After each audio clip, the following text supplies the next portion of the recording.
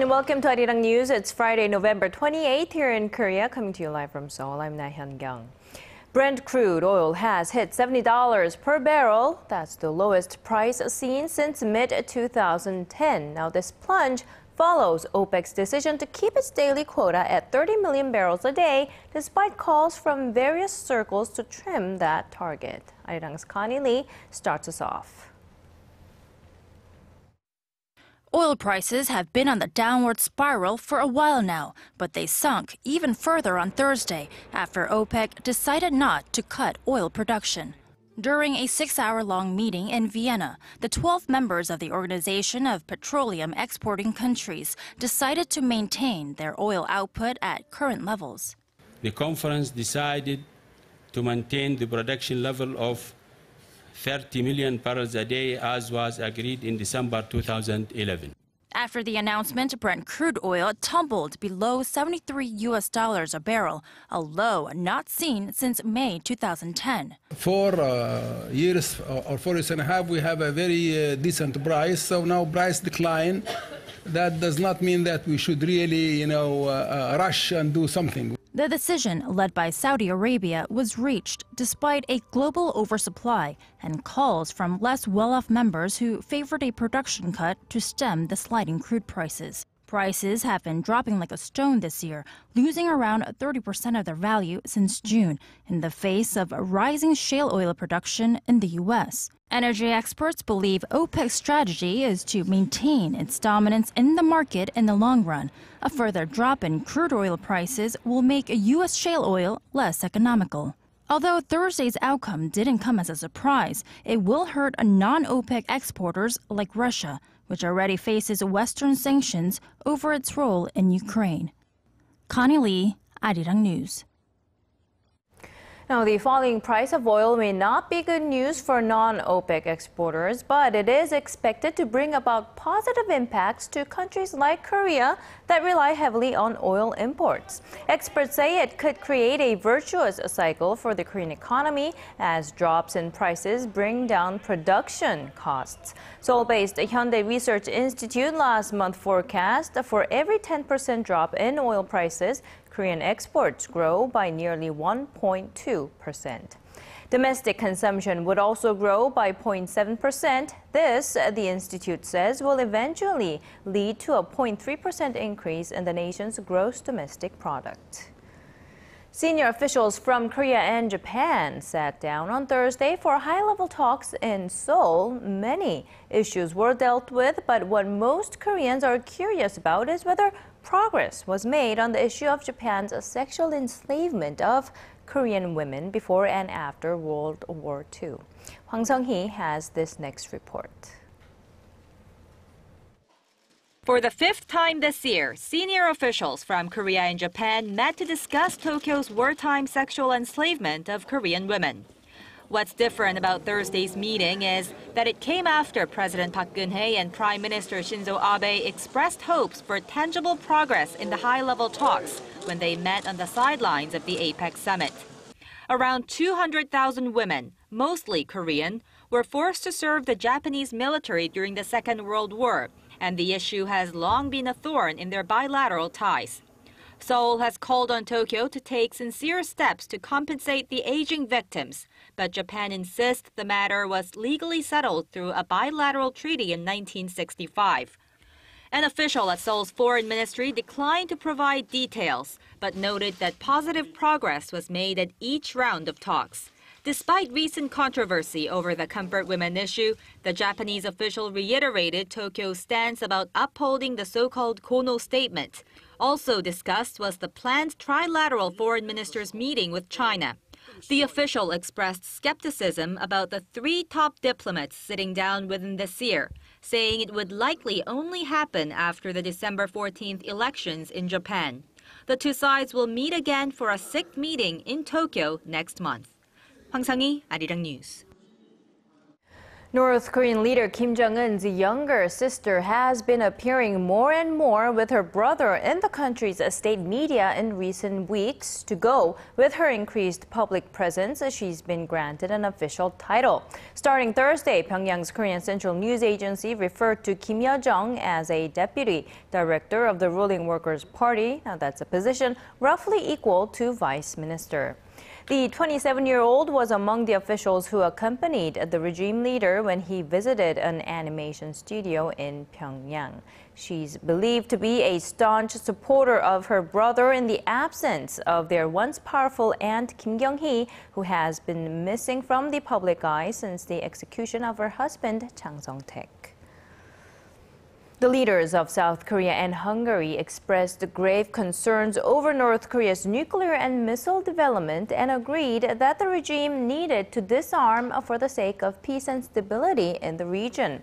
In a joint statement following talks in Seoul on Friday, Hungarian Prime Minister Viktor Orban also endorsed President Park Geun-hye's peace-building initiatives on the peninsula and in Northeast Asia. Looking to develop relations, Seoul officially signed deals with Budapest that include code sharing between their airliners and offering scholarships to students of the other country. Now, the final trailer for The Interview is out. For those who aren't familiar, this is a Hollywood-produced action comedy that has been getting quite a lot of attention. The movie will hit American theaters late next month. Our Connie Kim takes us through the latest trailer. The final trailer for the first Hollywood film to depict North Korean leader Kim Jong-un is out. The Interview, which centers on a TV talk show host and his producer, who are drafted by the CIA to assassinate the young dictator while in the north to film a show. But the final trailer released this week shows the protagonists, played by actors James Franco and Seth Rogen, having fun with the man they're supposed to kill. It was a gift to my grandfather from Stalin. In my country, it's pronounced Stallone. From hanging out in a tank to bonding over pop songs. I'd never heard this before in my life. I love Katy Perry. Really? As you shoot across the sky. Through their interactions with Kim's character, Rogen and Franco's characters start having doubts about their mission to kill the young dictator.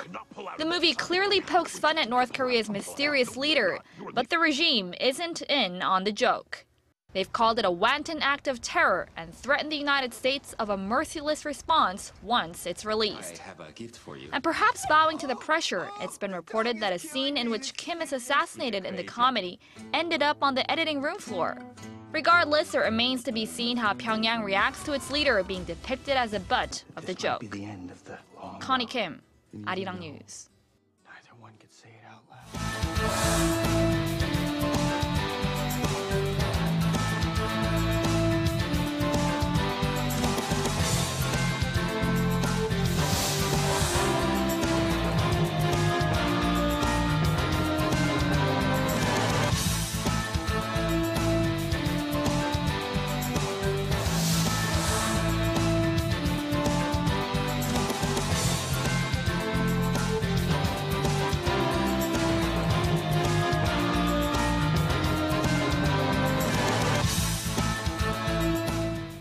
The Korean economy is said to be on a sluggish recovery track, especially with April's ferry sinking, discouraging consumer spending, and we've been getting mixed output figures ever since. Today is no exception. Our Hwang Ji-hye breaks it down for us.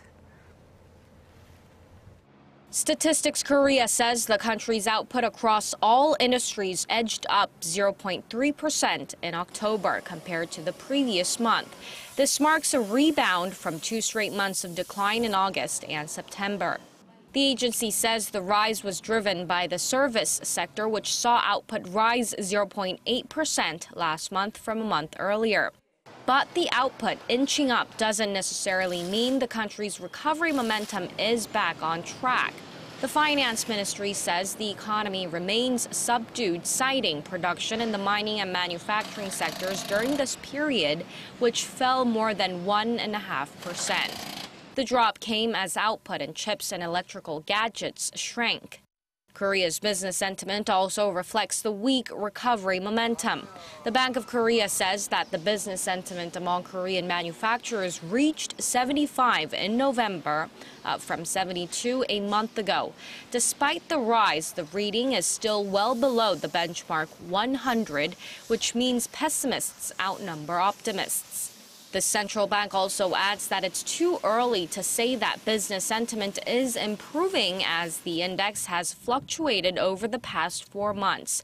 It went on to say that this month's figure is not even close to the average reading since 2003. Hwang Ji-hye, ARIRANG News.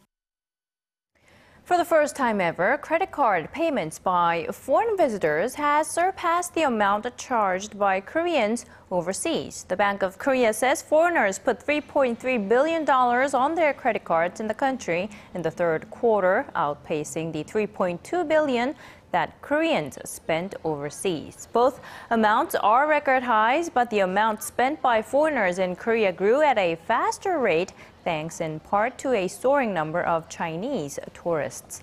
They accounted for half of all visitors to Korea in the third quarter, up 24% from the same period last year. Now, once exclusively an American holiday shopping tradition, Black Friday has taken hold in many other countries, including here in Korea. And as for local retailers, that means they have to come up with better offers to stop consumers from jumping online and taking their money overseas. Our Kim Min-ji has the next story. Winter sales in Korea are up and running, but they came a couple of days early this year. Why? Because the American shopping day known as Black Friday, which falls on November 28th this year, has also ignited a shopping extravaganza in Korea. Afraid of losing out on potential customers during the spree, local retailers are now offering their own Black Friday deals in hopes that customers will shop till they drop. Black Friday now represents a big shopping opportunity, not only in the US and Europe, but in Korea as well. We hope our sales promotions, in particular, will help us tap into the large group of shoppers that prefer to make direct purchases online. This department store has taken it a step further, opening a specialty shop that sells popular overseas brands not usually available in Korea. Products sold here can also be found on overseas online shopping malls. Although the prices run about 30% higher, when you consider import duties or delivery charges, the difference basically cancels out. Plus, there's the added benefit of being able to try out products before you buy them. It also offers after-sales services and eliminates the risks of shipments getting lost in the mail. But what spurred the shopping craze in the first place? A surge in Koreans opting to make direct purchases through overseas sites. On Black Friday, the discounts are huge and there are a wide variety of products. I usually make direct purchases about once a week, but this time I'm waiting. Data shows that direct purchases made from Korea last year topped $1 billion, and the total is expected to nearly double this year. As more people turn to the internet to buy a wide variety of foreign goods, events like Black Friday are becoming more global. But for retailers, it means more work as they compete to keep customers and gain new ones in an arena that has no borders and continues to expand. Kim Min-ji, ARIRANG News. Which city is the best for students to live in? That's the question British-based QS World University Rankings asked, and at the top was Paris. The ranking is formed based on a number of factors such as quality of life, affordability, and student mix. Paris was followed by Melbourne and then London. Now, Seoul, in the meantime, ranked pretty high as well, coming in as the 10th most student-friendly city. QS called Seoul one of its most exciting study destinations. It pointed out that the Korean capital is a 24/7 city where life is rarely dull and highlighted Seoul's many cultural and natural attractions. Well, in this student-friendly city and elsewhere around the nation, there's a significant shift in attitude toward marriage these days. More and more Koreans are saying there's no real need to tie the knot. New data shows more than 4 out of 10 Koreans don't consider marriage something a person has to do. Just 6 years ago, less than a third of Koreans had the same view. The survey conducted by Statistics Korea also found that 47% of Koreans would be willing to live with their boyfriend or girlfriend, something that would have been looked down upon just a couple of decades ago. Now, 3/4 of respondents also said the process of getting married is just too stressful, not to mention the financial expenses of a nice wedding ceremony. Bringing you the fresh updates from stories breaking in Korea and abroad. We give you a bigger and better picture of the world. Join Laah Hyun-kyung live from Seoul. Every weekday, only on ARIRANG.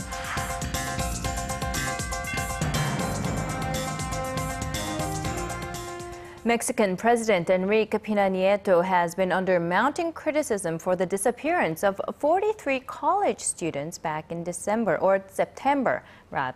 On Thursday local time, he announced that it was the work of organized crime working in tandem with local authorities. Let's have a listen.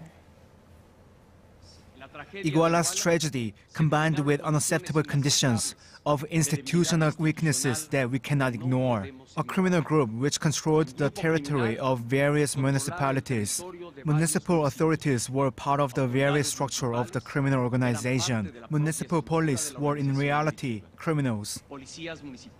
He pledged to overhaul his country's police force, which is seen by many as corrupt to the core. He's calling for constitutional reform, which would pave the way for Mexico's 1,800 municipal police forces to be taken over by state agencies. The overhaul would begin in 4 of the country's most violent states, including Guerrero, where the 43 college students had vanished on September 26th.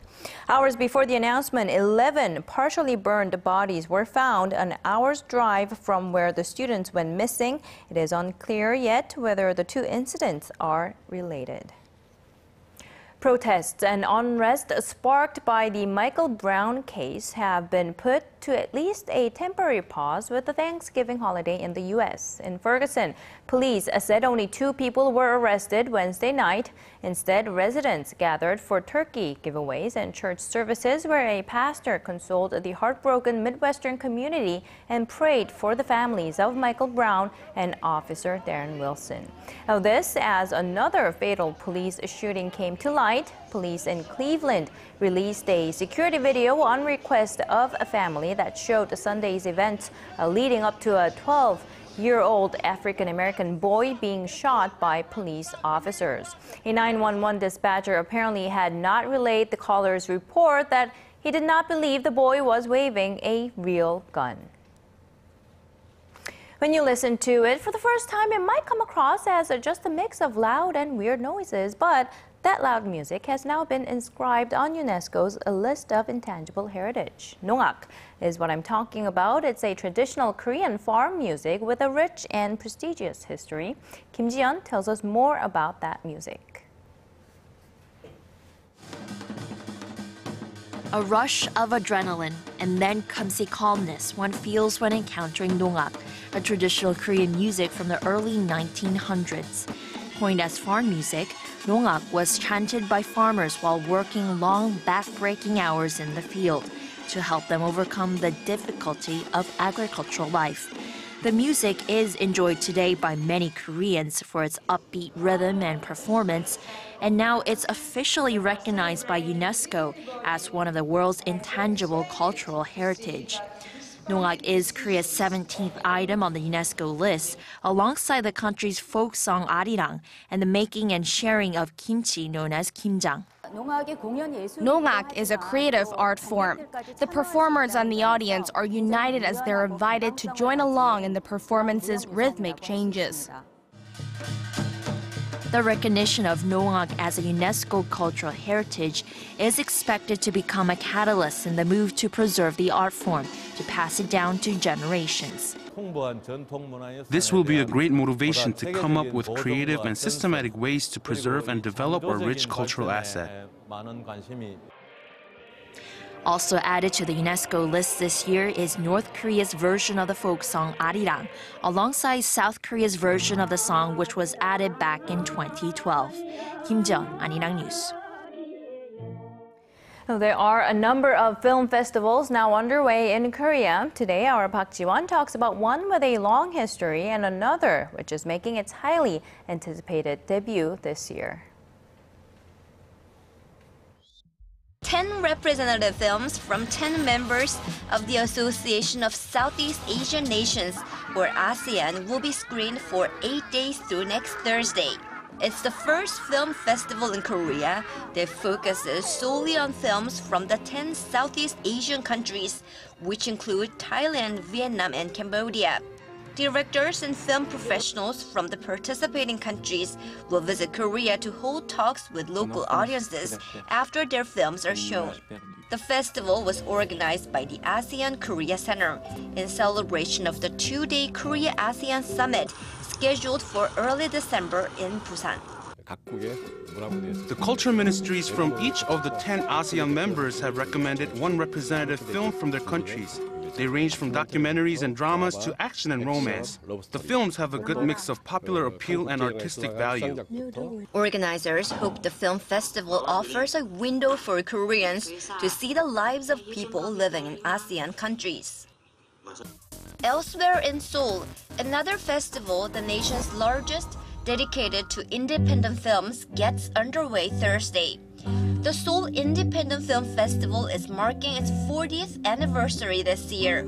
Since 1975, the festival has contributed to discovering new talents and creative minds.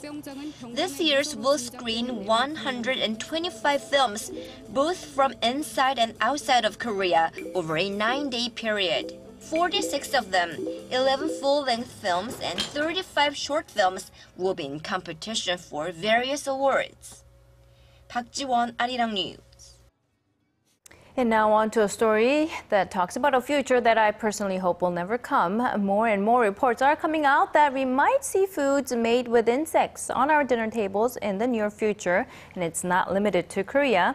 Our Kwon So-ah, however, says the Korean government wants to promote the edible insect market right here. Take a look. Protein blocks made of cockroaches. This horrifying scene from the hit Korean movie Snowpiercer is the stuff of Hollywood, but may not be far from reality in the near future. From silkworms and locusts to darkling beetles and white-spotted flower chafers, Korea's food ministry now recognizes 4 insects as being edible. The government is serious about the market. It says bugs could become our main source of food in the future due to predicted food shortages brought on by a growing population. It expects the economic value of insects used for food and medicine to reach over $63 million next year. Insects aren't only abundant in number, but nutritious and especially high in protein. They are also more efficient. While 100 kilograms of food for a cow will produce 6.5 kilograms of meat for the dinner plate, the same amount fed to insects produces 54 kilograms of food for consumption.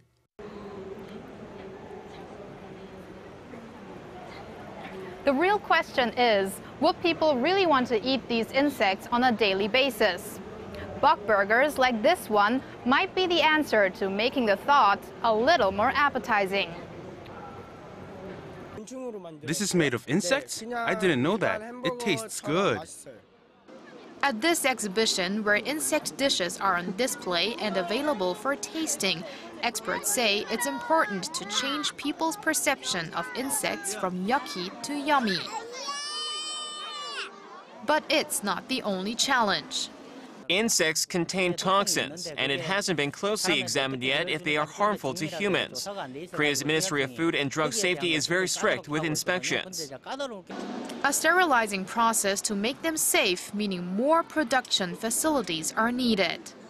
But industry watchers say it's worth the investment, and by promoting consumer-friendly menus, it might not be too long before insects become a staple on the dinner table.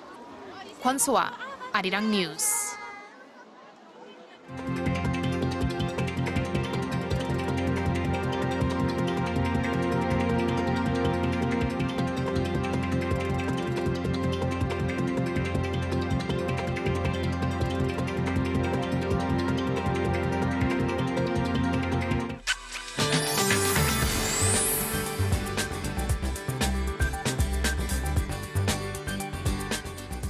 TGIF, everyone. I'm Michelle Park here with the latest weather forecast. We have a nationwide rain in store today. The rain is currently coming down pretty fast here in Seoul, so pay extra attention on the roads if you are driving. And due to the rain, we can expect temperatures a couple of degrees lower than yesterday. Now, looking at the radar, currently the rain clouds are mostly focused in the upper regions of the country, which will eventually move eastward to the whole nation by this evening. Now, we aren't expecting much rain, between 5 to 20 millimeters for most parts of the regions through this evening, but Gangwon-do will see more through tomorrow morning, up to 40 millimeters. And to our readings for today, Seoul will peak at 11 this afternoon. Meanwhile, the southern cities such as Gwangju and Busan will top to 15 and 17 degrees. Now moving over to other regions, Jeju Island tops to 24, which is pretty warm. Dokdo hits 13, while Mangkeungang will be hitting 5 degrees. Well, that's all for now. I'm Michelle Park, and have a wonderful day.